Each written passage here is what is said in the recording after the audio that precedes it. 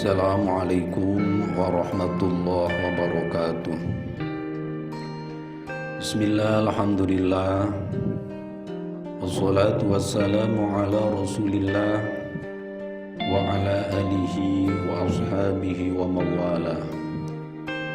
Wala hawla wala quwwata illa billah. Asyhadu an la ilaha illallah wahdahu la syarika lah, wa asyhadu anna Muhammadan abduhu wa rasuluhu la nabiyya ba'dah.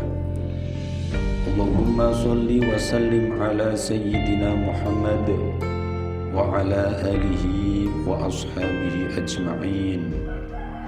Subhanaka la ilma lana illa ma 'allamtana innaka antal alimul hakim. Kaum muslimin yang dirahmati Allah subhanahu wa ta'ala,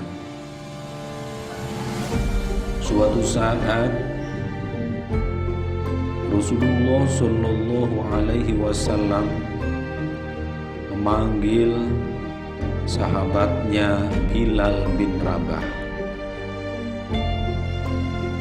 Dikatakan oleh Rasulullah, "Hai Bilal, ceritakan padaku amal yang paling kau andalkan di dalam Islam.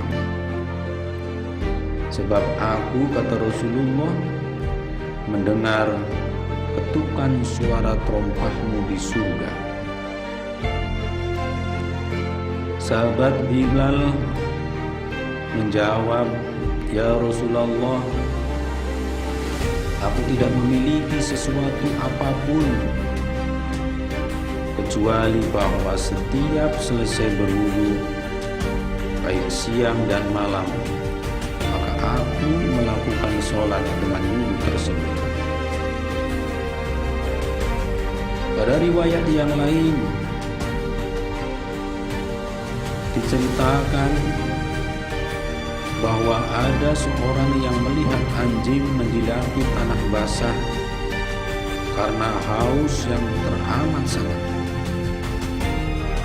Lalu orang itu melepas sepatunya, mengisinya dengan air yang ia ambil dari sumur, lalu memberi minum anjing yang kehausan tersebut. Kemudian Allah berterima kasih kepada orang itu dan memasukkannya ke surga. Hadis ini diriwayatkan oleh Imam Bukhari dan Muslim. Pertanyaannya adalah, dengan apa kita mengukur besar kecilnya amal? Apakah dengan media, dana, atau publisitas misalnya? Pertanyaan ini agak gampang susah untuk dijawab. Sebab parameter orang hidup di dunia ini serba relatif. Kalau tidak, boleh dikatakan ruwet. Bisa jadi karena penting menurut sebagian orang, tidak penting menurut yang lain. Besar menurut seseorang juga tidak berarti bagi orang yang lain. Maka berkisah, kita berkaca dari kisah tersebut, mungkin dalam perspektif seorang muslim, amalan besar adalah amalan yang mendatangkan ridho Allah subhanahu wa ta'ala, yang pada gilirannya berbuah surga. Tapi masalahnya adalah hanya Bilal yang mendapatkan bocoran tentang hasil amalnya. Adapun kita, nasib terompah kita kemana, tidak ada yang tahu, seperti halnya Bilal. Lepas dari urusan terompah, ada sesuatu yang bisa dibagi dari kisah di atas, yakni tentang menghargai kinerja. Maka jangan pernah meremehkan kinerja dan kebaikan meskipun itu terlihat kecil di mata manusia. Kita diingatkan oleh Rasulullah SAW di dalam sabdanya, la tahqiranna minal ma'rufi syai'an walau an talqa akhaka biwajhi talqin. Jangan engkau meremehkan kebaikan sekecil apapun, meski sekedar bertemu saudaramu dengan muka yang berseri. Kasus Bilar berkaitan dengan ibadah individu. Prosesi kebaikan yang vertikal dan sangat privasi.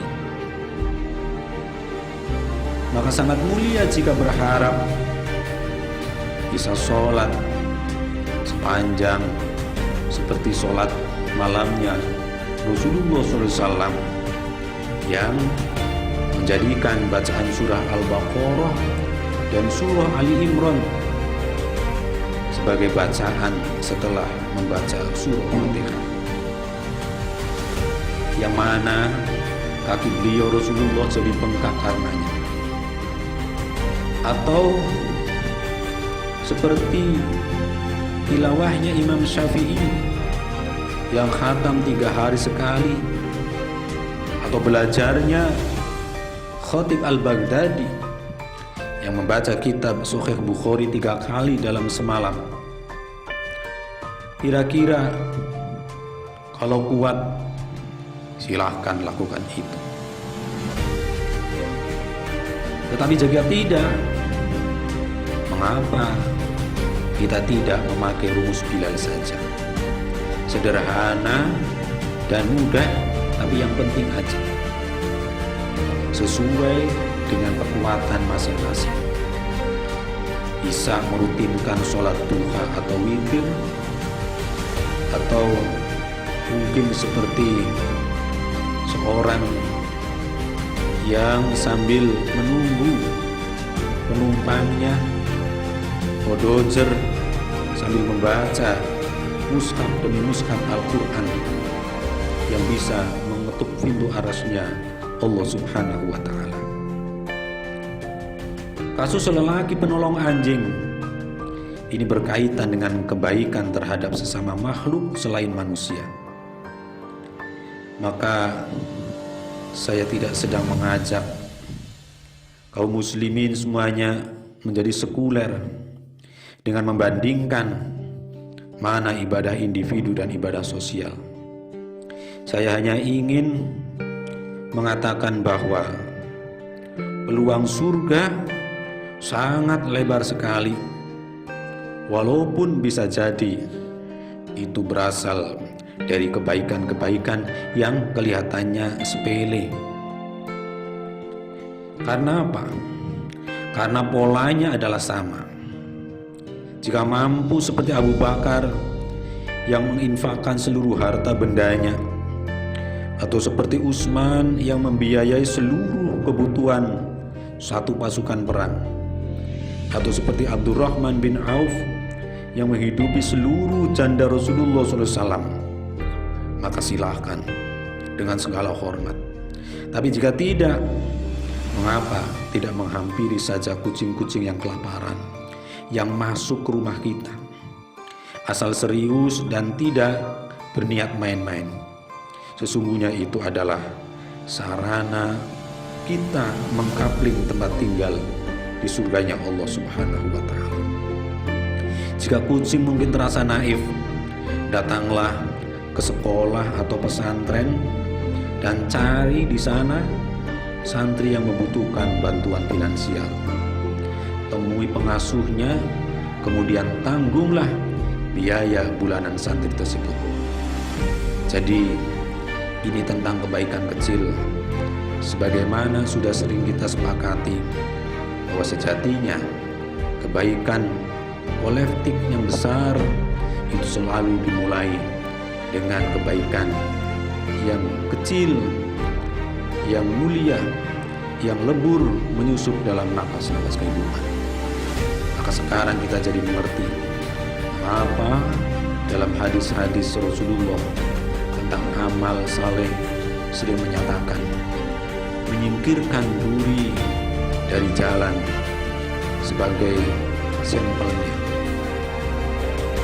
Ini adalah sangat sederhana, tidak sulit, dan bisa dilakukan semua orang, tapi tepat sasarannya dan bermanfaat untuk orang banyak. Mudah-mudahan bermanfaat.